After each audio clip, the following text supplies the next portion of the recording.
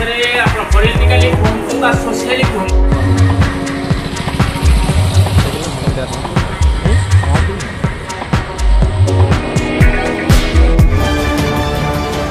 Odisha plus खबर ही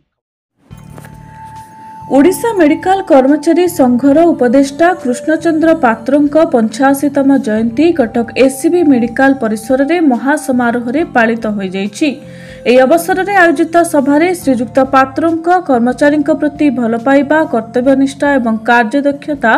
ସଦା ସର୍ବଦା ଆମକୁ ପ୍ରେରଣା ଯୋଗାଇବ ବୋଲି ଉପସ୍ଥିତ କର୍ମକର୍ତ୍ତାମାନେ ମତବ୍ୟକ୍ତ କରିଥିଲେ। ଏହି ସଭାରେ ହିନ୍ଦ ମଜଦୁର ସଭାର ଯୁଗ୍ମ ସମ୍ପାଦକ ବିଜୟ ଭୂଷଣ ପତି, ଓଡ଼ିଶା ମେଡିକାଲ କର୍ମଚାରୀ ସଂଘର ଉପସଭାପତି ସାକିର ଖାଁ, ସମ୍ପାଦକ ଗଗନ ଚନ୍ଦ୍ର ରାଉତ, ଯୁଗ୍ମ ସମ୍ପାଦକ ନରେନ୍ଦ୍ର ଟୁପାକ, ଉପସମ୍ପାଦକ ଶିବପ୍ରସାଦ ମହାନ୍ତି, संगठन संपादक विजय नायक प्रमुख उपस्थित थिबा बेले संघर नूतन गृह एवं ठिका कर्मचारी को स्थायी नियुक्ति प्रदान निमंते उपदेष्टा श्रीयुक्त पात्र सरकार निकट में खूब शीघ्र तांकर दाबी उपस्थापन करिवे बोली कहबा सहित जदि एही दाबी को सरकार पूरण न करती ताहले सचिवालय सम्मुखरे धारणारे बसी अनशन करिवे बोली श्रीयुक्त पात्र कहिसंती।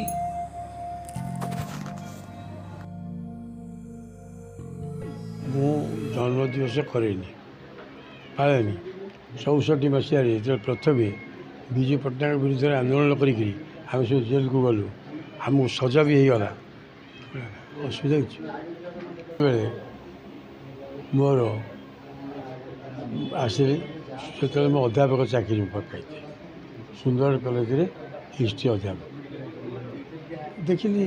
हिस्ट्री अध्यापक तो हो तापर आ छाड़ी आसी हेनी से 350 टाँग दरमा से एम सब पाते 25 टाँग 45 टाँग दरमा थे छाड़ी आसी हेनी तो निष्पत्ति कली मुझे कौन कह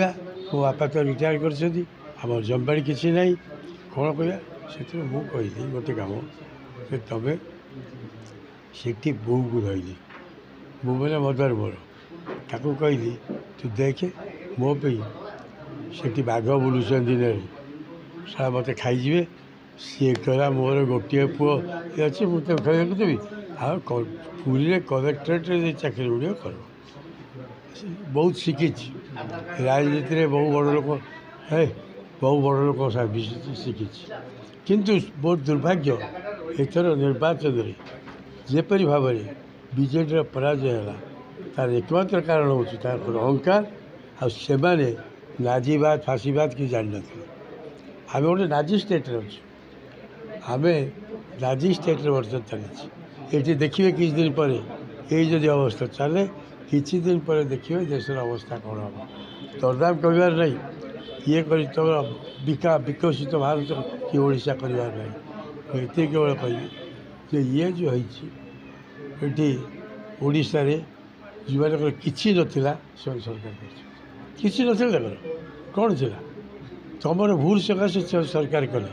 तुम सुविधा देल सब समर्थन कर पार्लियामेंट आसेम्बली सबुठी तार परिणति यू टू पे फॉर इट हाउ सुध मूल दब तेणु मोर एकमात्र ये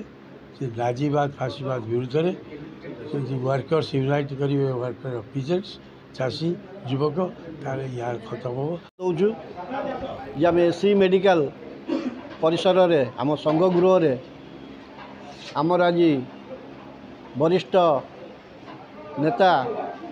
एवं आमर हिंद मजदूर सभार सभापति एवं ओडिशा मेडिकल कर्मचारी संघर मुख्य उपदेष्टा कर आज 85तम जन्म वार्षिक उत्सव रे आमर तांकर जन्मदिन पालन करुचु। आज तांकर प्रति वर्ष भली ए वर्ष भी आम बर्थडे सेलिब्रेशन करचु एवं आम तांकर जन्म वार्षिक उत्सव रे जगन्नाथ पाखरे प्रार्थना करिबु तांकर जीवन सुखमय हो एवं से आरोग्य रुहंतु एवं तांकर आमर संघ प्रति जहाँ आशा आकांक्षा अच्छी आम सब मिलमिशि एकाठी आमे ए संगठन गढ़ू बोली से सदाबले मन भितर गोटे कथा थाए जे समस्त मिलमिशि संगठन को दृढ़ कर एवं आगामी दिन में जो कर्मचारी मानकर समस्या अच्छी से समस्यार समाधान कर एवं धीरे धीरे आमर कर्मचारी कमिले आउटसोर्स कर्मचारी माने आगू को बढ़िले आमे चाहूँ आउटसोर्सिंग कर्मचारी मानू आज निर्देश देले जे आम से आमर संगठन मेंबर करूँ एवं तांको संगठन नहीं तांकर समस्या विषय समाधान करूँ एति कही आज आपण पाखे वर्षिया नेता आमर ऑल ओडिशा मेडिकल कर्मचारी संघर पूर्वतन सभापति एचएमसी सभापति श्री कृष्णचंद्र पात्रंकर आज जन्मदिन 85तम जन्मदिन ओडिशा मेडिकल कर्मचारी संघ तरफ आम पालन करूँ आउ प्रभु जगन्नाथ को आम भिक्षा करुचु जे प्रभु जगन्नाथ तांको आशीर्वाद दिंतु आम साथी एमती से सदाबल था आम सभापति श्रीजुक्त कृष्णचंद्र पात्र महोदयंकर 85तम जन्म दिवस पालन करागला एवं तांकर जन्म दिवस रे समस्ते आमर कर्मचारी माने जो माने उपस्थित थिले तांकर प्रेरणा तांकर आदर्श तांकर नीति सबू शुणी तांकर रास्ता रे किभली भाव में संगठन सुदृढ़ करिवे संगठन किभली चलिबो से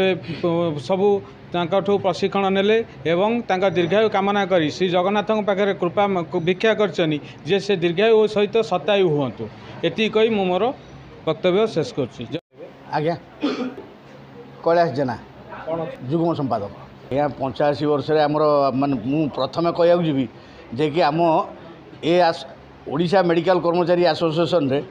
एमती गोटे विरल लोक पाइचु जे एमती माने जो मो देखिबारे जो से जाती जिते बड़ जमितिया लोक हो जहाँ को जो कथा कहती सी कथा को सम्मान दियंती कृष्ण पात्र कहूँ बोलिक सम्मान दियंती वरिष्ठ लोक हिसाब से plus Odisha medical association president हिसाब से तेणुक सम्मान दियंती आ मु भी आउ अधिका कौन कहि सम्मान को मु आउ किछि ये करि परिबिनी आउ कहवा मोर आउ अधिक किछि ये नहीं आउ आपन को मु आउ गोटे कथा कहूँ एमती से सब बेले आम पाखे